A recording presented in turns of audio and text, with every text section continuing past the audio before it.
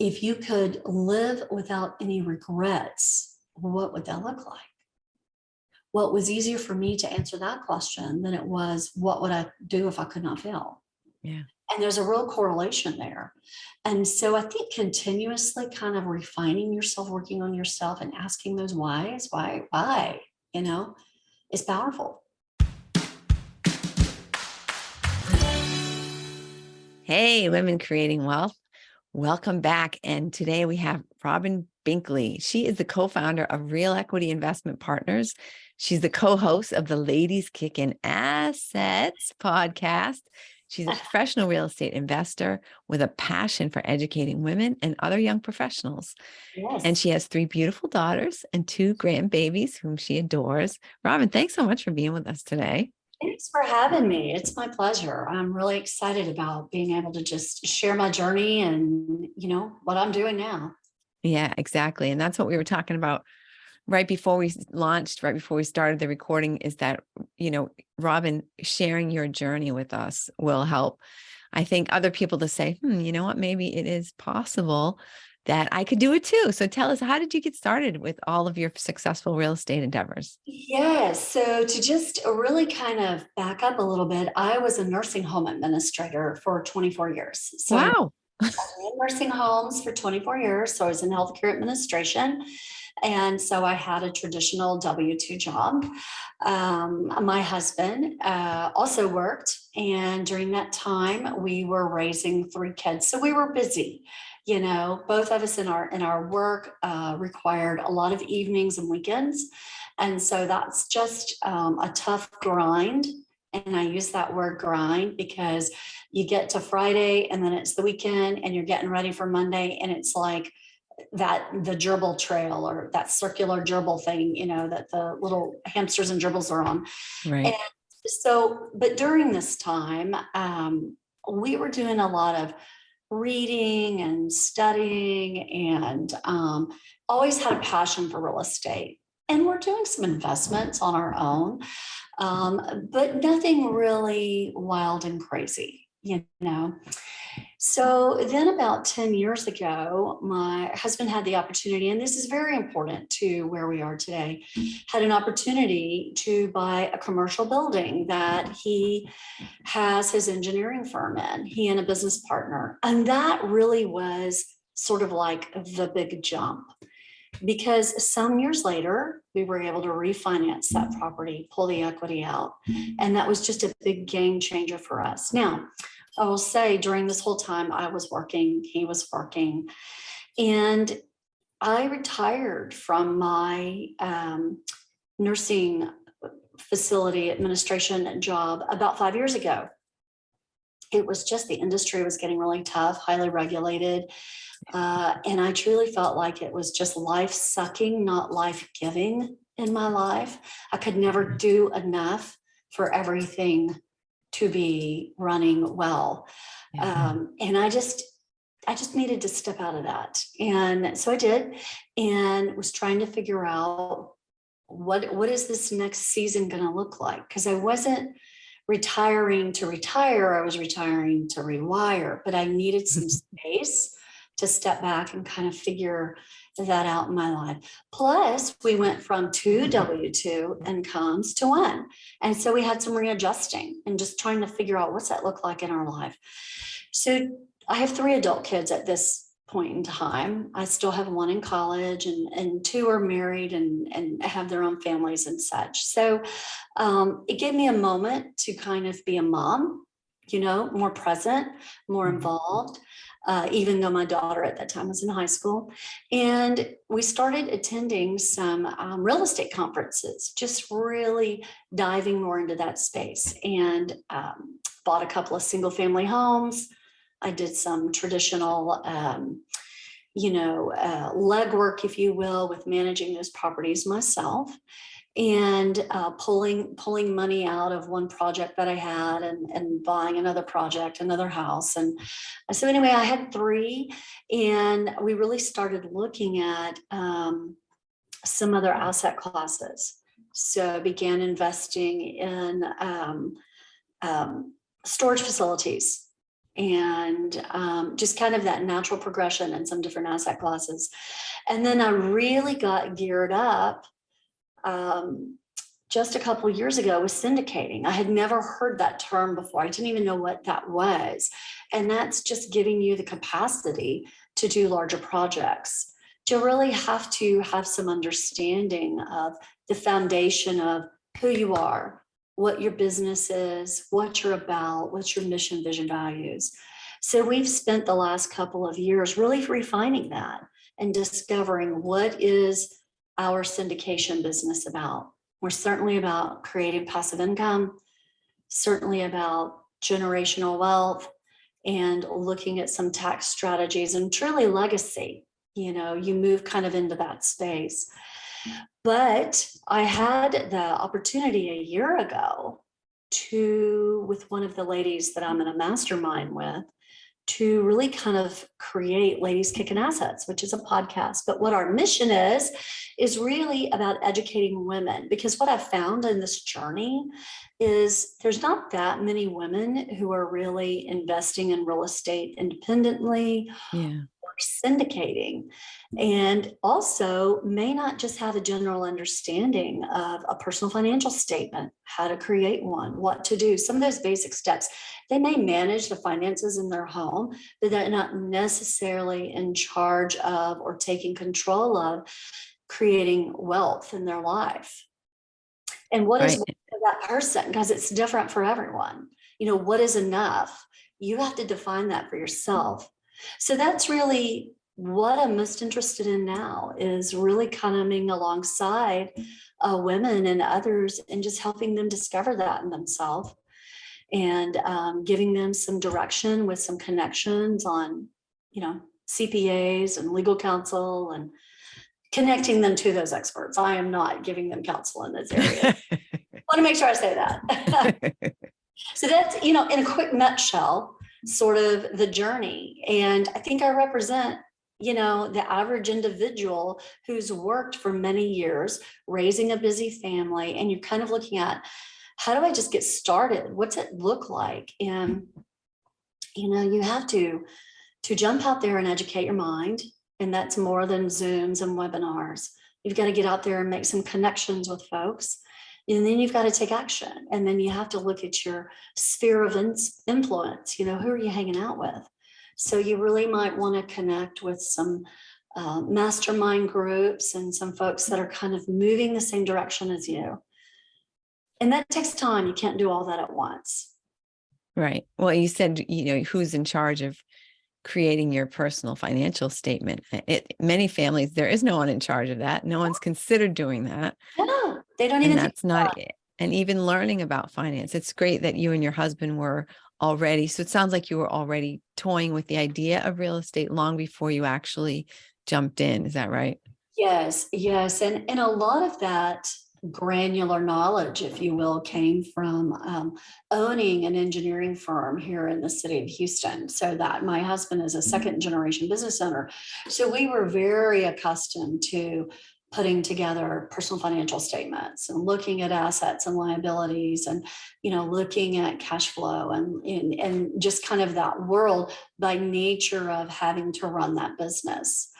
But when you have to really take a real strong look at where do you stand right now and what's your vision for yourself 2, 3, 5, 10 plus years down the road, and how can you sustain a lifestyle that you've essentially created? Will you have enough from your investments, your 401k, your Social Security? And the answer is typically no, you're not. So you have to do more. And I've kind of done that a little later in life because I'm in my mid 50s, and it's not like that jump in, take action mode really occurred in my younger years. I was really in my 50s when really all that morphed. So anyone can do this. It's true. I'm in my 60s, so or not quite, actually. July, I'll be in my 60. Yes. But absolutely. And when you made the first leap to buying your very first property, what did that feel like? Well, it felt really pretty cool because I created an LLC, and it was a single member LLC. So it was not Robin Binkley and Brett Binkley, it was Robin Binkley. So it was in my name. And that is kind of an empowering feeling to know, Definitely. okay, here I go. And, you know, I probably did it a little non-conventional in that in order to, it was a townhome. It was a townhome that I bought, and I Mhm. honestly bought it for cash. And so I know a lot of folks may not have that level of cash sitting in their bank account, but that represented a lot of different areas that I was pulling cash from to create that. But Mhm. then I was able to pull equity out, finance it, create a note, and then go buy 2 more single family homes as a result of that. And so at that point, then I had 3 rental properties in less than about 7, 8 months. You know, it wasn't that Yeah. long Wow. really. And so I had to learn how to be a landlord, and that was not in my wheelhouse. I still have those same properties. And, you know, for me, it's not my favorite. It's not my favorite piece of the business. And others love that, you know? And so I think you just kind of have to find what works for you in your journey. Yeah. Mhm. But I still have those properties today. Excellent. Yeah. And when you made that leap into syndication, because I feel like that is a pretty big jump from just having a few rental properties to going Oh, into the syndication, how did that come about? so a couple of years ago, my son-in-law, we were driving honestly to New Mexico to go snow skiing.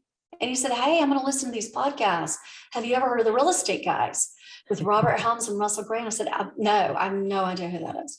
And he said, well, it's some really good information. And I said, okay. So for 14 hours, I listened to the podcast. It's almost brainwashing at that It point. was, but I was like, oh my God, this is so good. Let me listen to the next one. And so then I did a lot of, you know, searching and discovered that they had a Discover Belize trip. I went on that, and we love Belize. We had ended up buying a property there on Ambergris Key. And that was not anything that we syndicated, but that was just something that we did. And so then I realized they had a summit at Sand. They had a Secrets of Successful Syndication.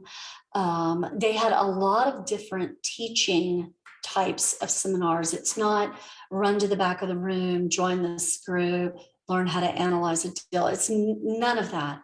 And so the culture of that community really appealed to me. And that's where I learned how to syndicate is through their program.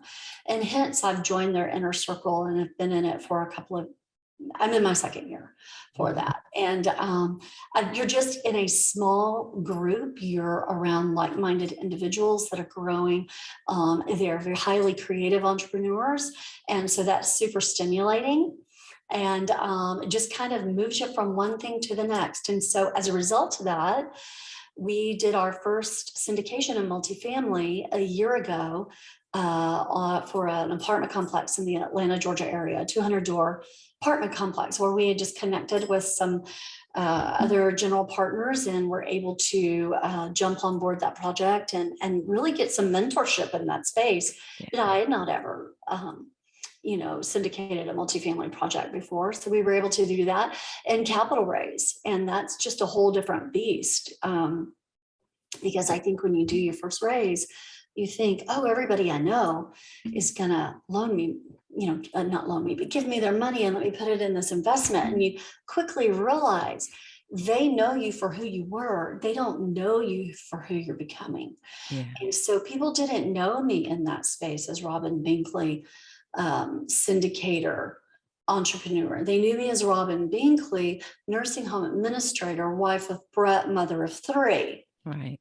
That's who I was known as. And so I had to really work on my brand and connecting with folks and really diving deep into some relationships so that people would build trust. That's huge. It's a huge part of it.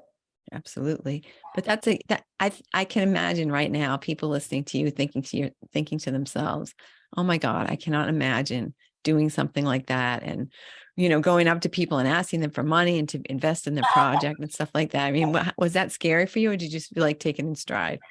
Um, yes, scary. Absolutely. I think the first project you always do is very, very scary, especially when you hear no, Yeah. I'm really not interested. And I'm thinking, well, why not?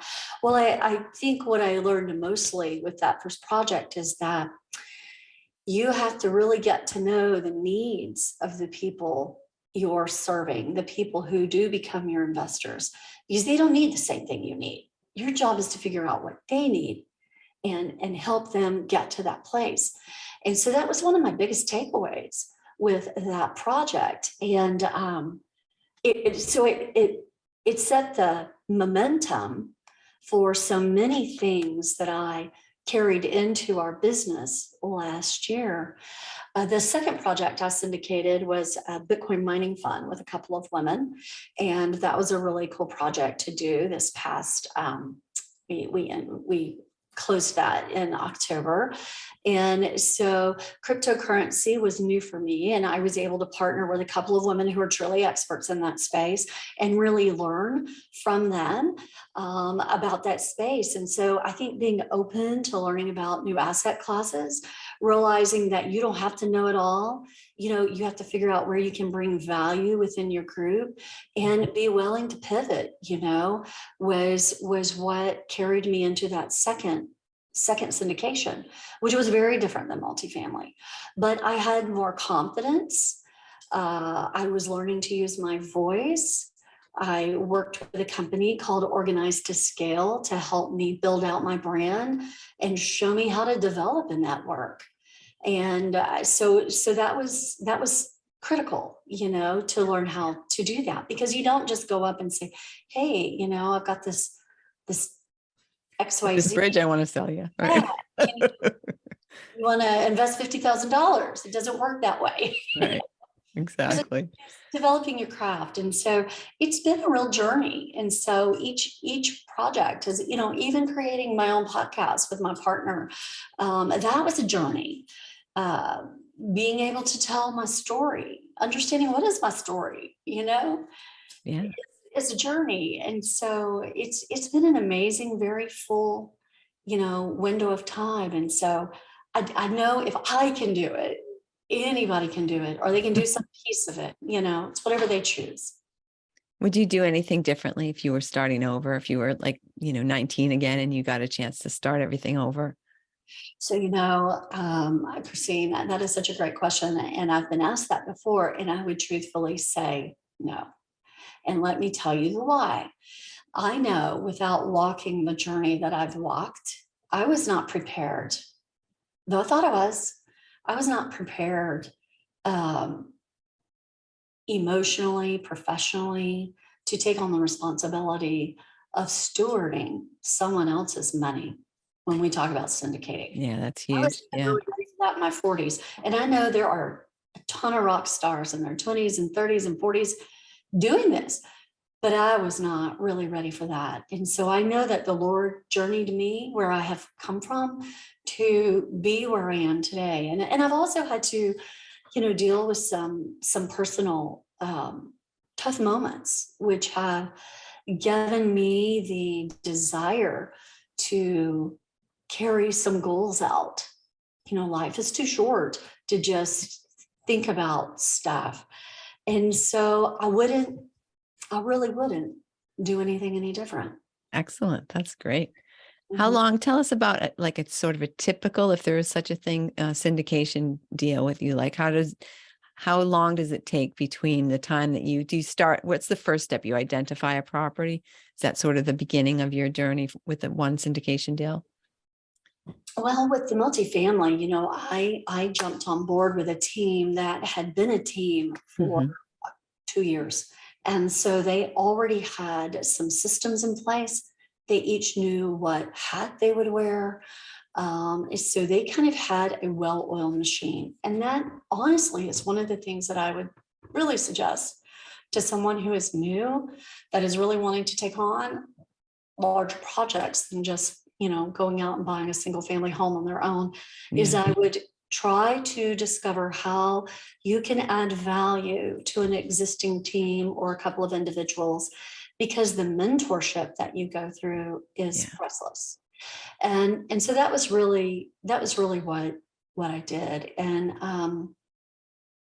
what I as a result today, I'm on weekly calls, but part of the syndication certainly is, looking at whatever the asset class is, even if it's self-storage, looking at what's happening in the market, what's the price point, why are the people trying to divest it, Yeah. we had a very great friend and syndicator stay at our home last evening, and he was actually going out beyond Beaumont and looking at a package of 7 self-storage facilities today. So we went to dinner last night and just kind of talked about what was going on in that space. And so, why is, that owner divesting seven properties? There's a lot Yeah. of different reasons. Sometimes it's family issues, sometimes it's disagreements with partners, sometimes it's because the market is ripe and it's a good time to move on. So you want to look at that and do your due diligence. You want to compare your rent rolls with what's actual, tenants in the place versus who's really paying, and so you kind of want to look at that. And then certainly, what's the growth in the markets? What kind of business is coming in?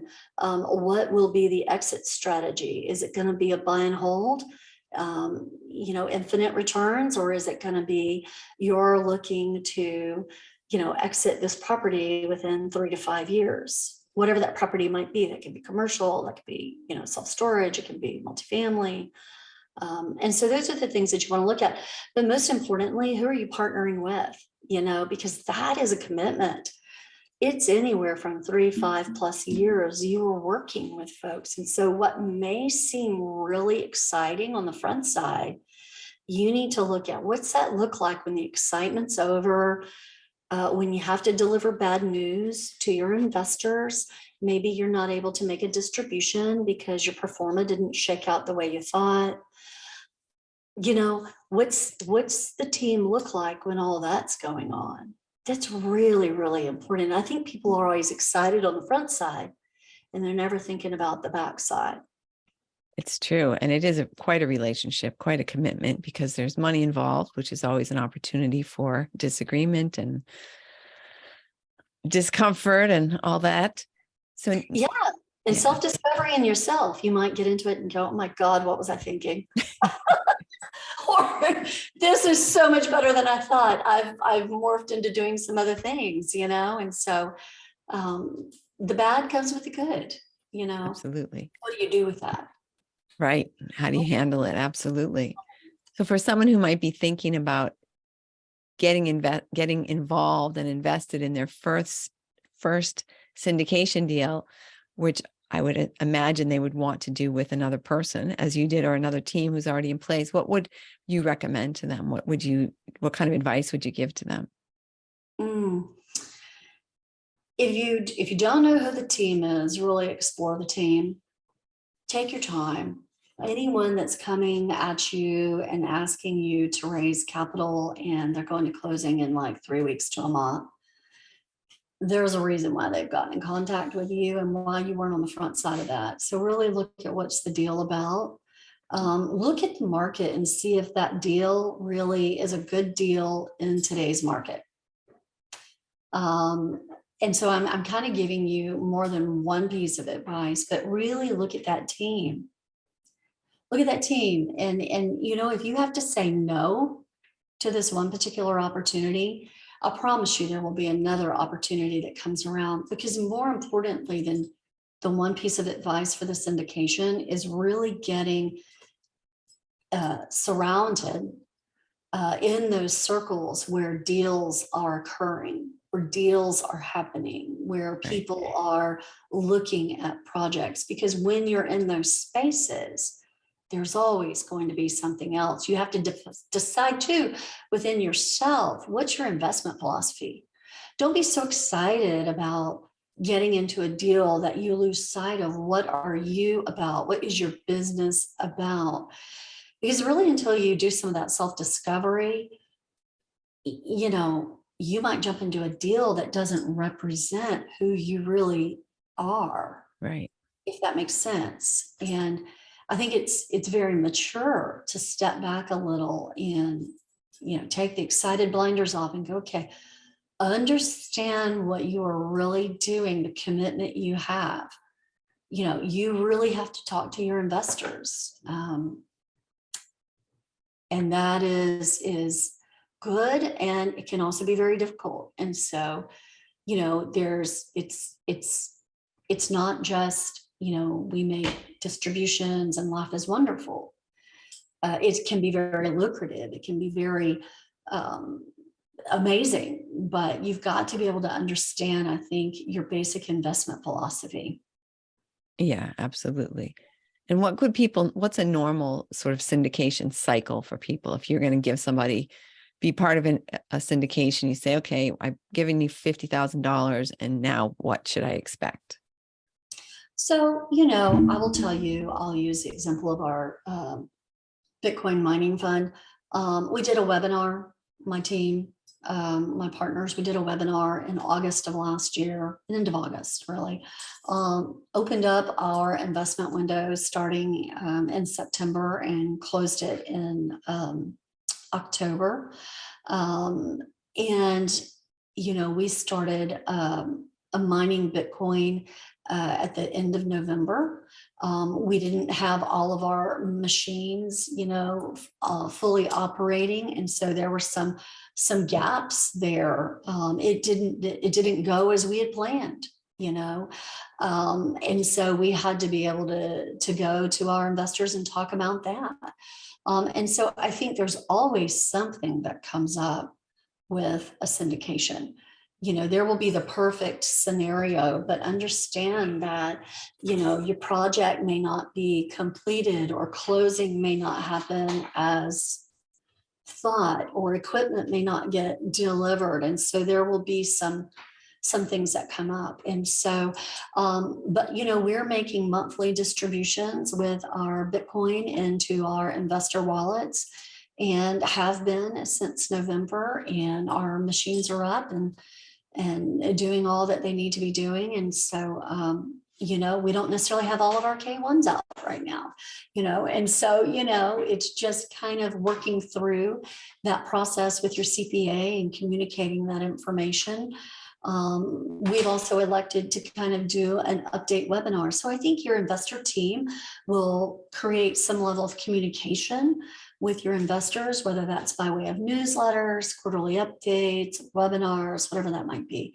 So, probably the Bitcoin mining was a shorter window of time than what you might look for in multifamily. You're already kind of working with brokers and looking at properties, and you're doing your due diligence and looking at rent rolls and such. And so that window can be every bit of 120 days, so it just kind of depends on what that asset class is.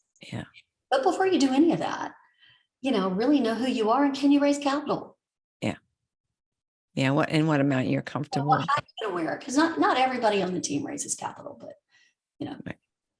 that's So important. talk a little bit about the Bitcoin mining, because that's something that I think is not something that people would normally think about when they think about syndication and real estate investing. And I mean, I think it's an area that a lot of people are pretty clueless about, I think, honestly, how that happens. Cryptocurrency, absolutely. And so I was not an expert in that area by any stretch. I will tell you that. And I was not in any masterminds for cryptocurrency, but I was in a couple of masterminds with these two women, and we made some connections in other areas with other investments and tax strategies, and a lot of discussions in those areas. So because of that, because of then the personalities, it felt like it would be a great partnership.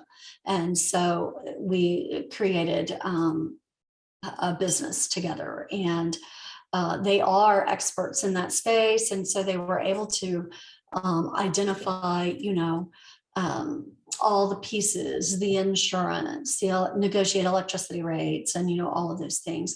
And so really it was about bringing people into the fund that were looking for that type of investment, and using it as an opportunity to learn about cryptocurrency, digital currency. And so many of our investors in our group are new to that space.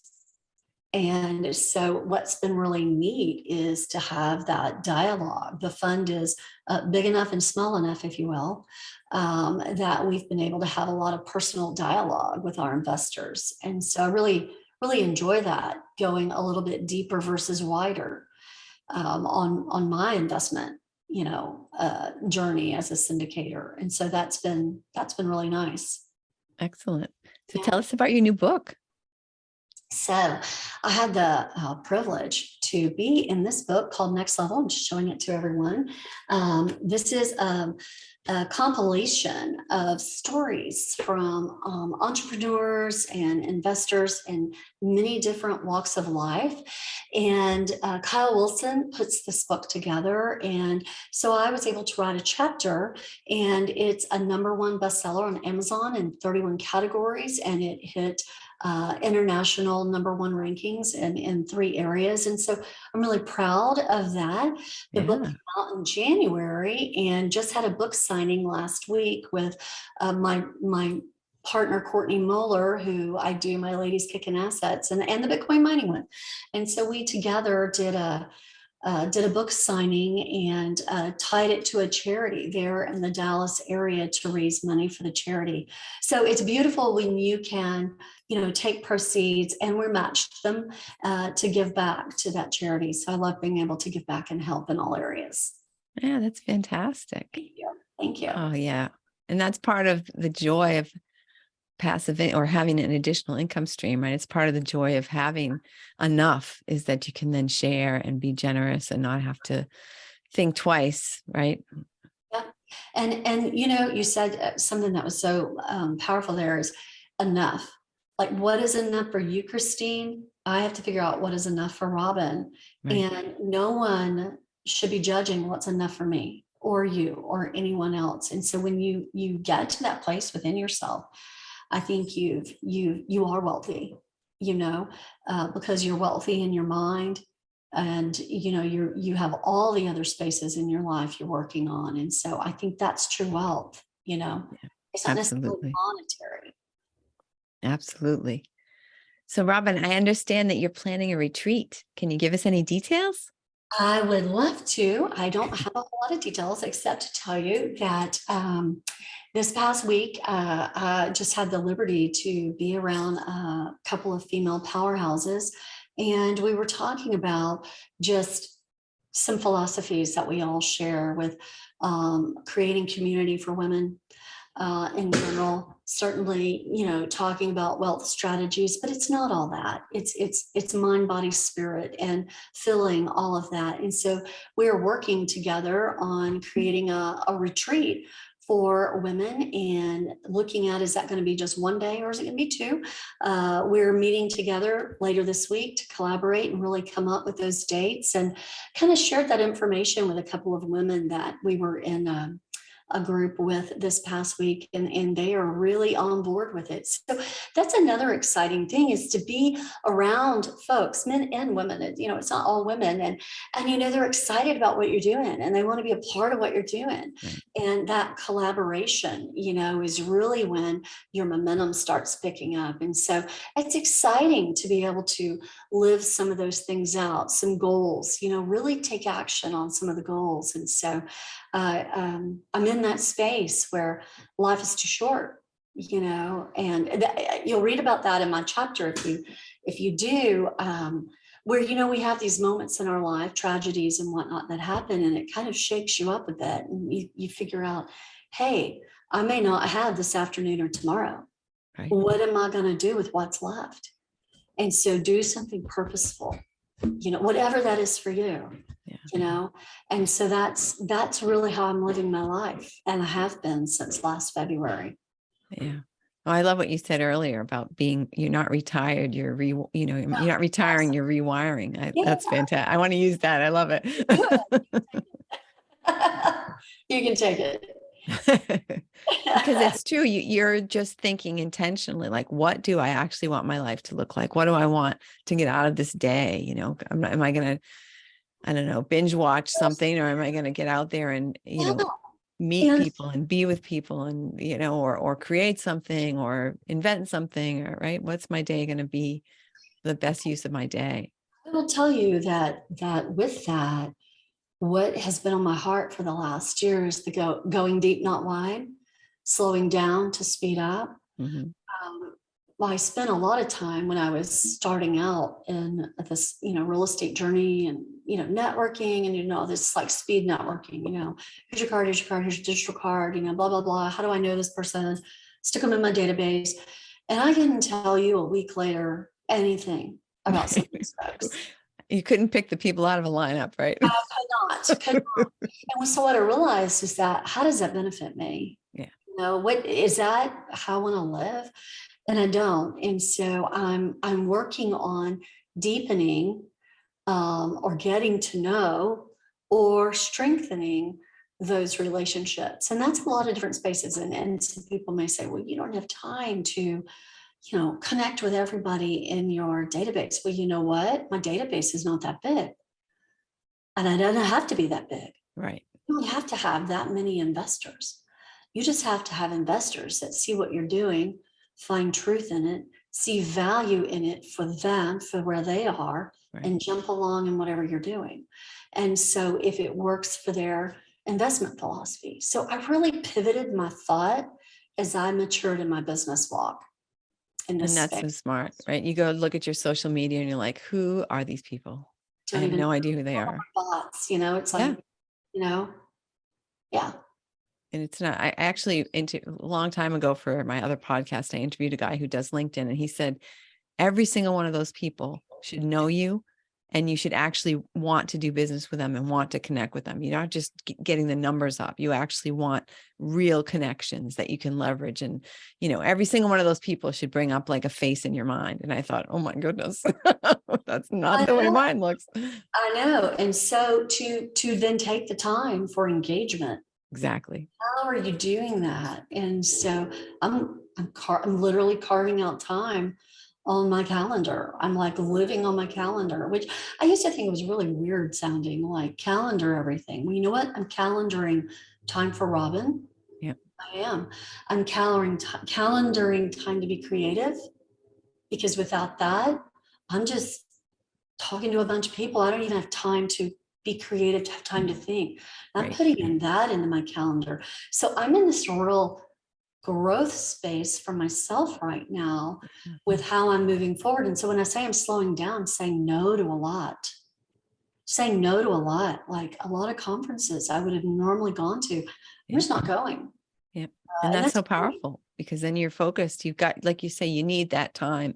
And that creative time is something that's so easy just to like push off and ignore, because it does have to be some quiet time that's scripted. You're not just going to suddenly say, oh, I feel creative right now, I'm just going to go invent something or come up with a new concept, right?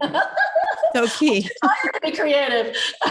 I'm too busy to be creative. Okay, so there's a problem with that, There's a problem with that. So those are simple, practical tactics that anyone right now can kind of look at their life and look at what's necessary and what's not. It might be good, but sometimes you have to let go of the good to usher in the great. Absolutely. And that's so true. Yeah.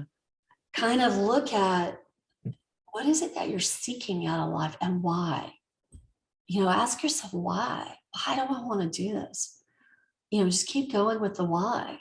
Yeah. And what makes you happy? I went through this exercise this past week with a lady who's in this mastermind group that I'm in. And I did this, it's called a soul inventory. I believe I have that correct. And I sat with her one-on-one, and she asked me a couple simple questions, what makes you happy? And repeating it, what makes you happy? And repeating it, what makes you happy? And you go and you dive into, and you have to like think about what makes you happy. And if you could do this and not fail, and the question again, if you could do this and not fail, and I couldn't answer that question. And then the last question was, if you could live without any regrets, what would that look like? Well, it was easier for me to answer that question than it was, what would I do if I could not fail? Yeah. And there's a real correlation there. And so I think continuously kind of refining yourself, working on yourself and asking those whys, why, is powerful. Absolutely. So, Yeah. Robin, someone asked me this question recently, and I'm going to ask you because I think it's so important for people to realize, but how much time would you say in every week do you spend masterminding? Let's see, probably a good three hours a week, maybe 4. And I've just recently stepped out of one mastermind because I didn't have the time to do all of the things. I mean, I could spend more time in those spaces, but when you look at calendared calls, and that's not spending time in Slack or doing, any of that kind of stuff. It's just kind of staying true to what is scheduled every bit of 3 to 4 hours a week. Yeah, absolutely. And that's so key. Just kidding. A reasonable number to say. Yeah. And because if the rest of the world, right, is potentially trying to put negativity on you, and there's, the news, and there's the weather, and there's this, that, and the other thing. And that if you can't have that core time with positive people, like-minded people, then it's just easy to get eroded. Mm-hmm. Mm-hmm. And so, I'll tell you, I've quit watching the news at night. And talk about making you crazy. And I noticed like my blood pressure would elevate. I would be like, and I started putting my cell phone away at night, turning it off. Yeah. And I'm not looking at my computer screen, and I'm just like shutting my world down at a certain time. Yep. And doing some self-care. I'm actually able to sleep, like rest. And so health and wellness was something I was really, really focusing on this year, and actively focused. I'm doing, and that's everything from sleep to nutrition to, eating right for your blood type, and, just kind of looking big picture at how am I feeding me in all the different ways? How am I allowing time for meditation and spending time spiritually, Yeah. and making some more decisive practices in my life daily has I would say created more creativity in myself, if you will. Yeah, And absolutely. that's a practical thing that anybody can do, in any line of business that they're in. That creates true wealth in us. Your physical health is your number one key to wealth. Absolutely. I know so many people, they're just exhausted because they're not eating right, and they're just dependent on coffee to get them going. And it's just, you can't you can't think about new things. You can't brainstorm about your future and things like that if you can't even recharge yourself at night. And I would be so exhausted. Like even in this last couple of years, I was drinking like 2 cups of coffee in the morning, 2 caffeines in the afternoon, and that wasn't bad caffeine. It was like Spark with Advocare. I love that stuff. And so I have decreased that in my life because I realized how sensitive my body is to the caffeine. yeah, Now I do have a coffee in the morning, but that's my one caffeine of the day. It's like one. And so it's amazing how used to in the afternoon at 4 or 5, I would drink a caffeinated beverage and wonder why I can't sleep at night. right. You don't realize how much it really affects you. It does. But a nice bottle of scotch will take care of that problem. Vodka with club soda.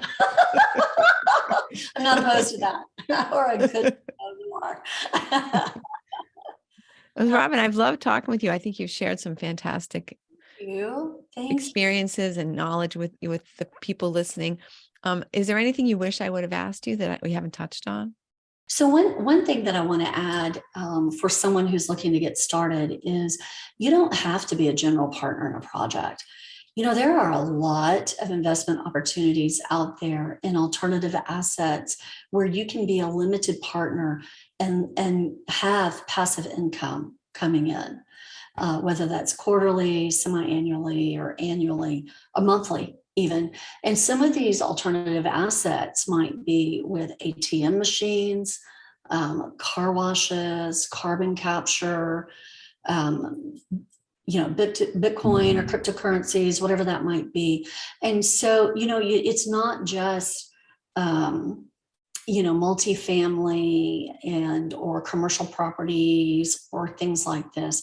So kind of look at what level of work are you desiring to do? Because if you'd really just like to have some passive income that's guaranteed coming in, look at some of these alternative projects that are out there that you don't have to do the work for. Make your money work for you. The returns are certainly different as you're a general partner versus a limited partner, but just kind of look at what's the work level you're willing to deal with. So I just really wanted to make that point because there are some great opportunities out there as limited partners, and you never have to actually run the syndication. So, Well, that might be a way to dip your toe in absolutely. and just get some confidence before you dive in. And I would dive in. Yeah, I would definitely go that route for sure. And it puts you in circles with the folks that are thinking the way you are. Right, exactly. That's key. I mean, making those connections is what's going to be the Oh, yeah. life-changing event. Not so much, it's not even the money that's coming in, it's the connections that you're going to make for later. It is. Yeah.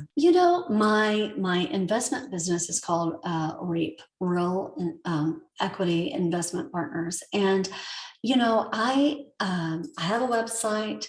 If anyone's got any questions or just anything personally they want to connect with me on, they can reach out to me at team@realequityip.com, and happy to share a free download of my chapter from my book or just anything about how I got going. But I just really love the fact that you were focused on the journey, and it's called a journey for a reason because it's a journey.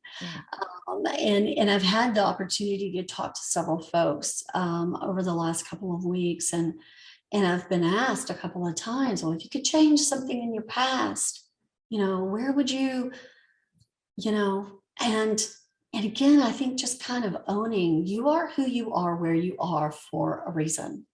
And there is a season in your life for every appointed time. Right. Don't think that because you're in your 50s or older, if you are, that it's too late, because it's not. You can do a lot in a very short window of time.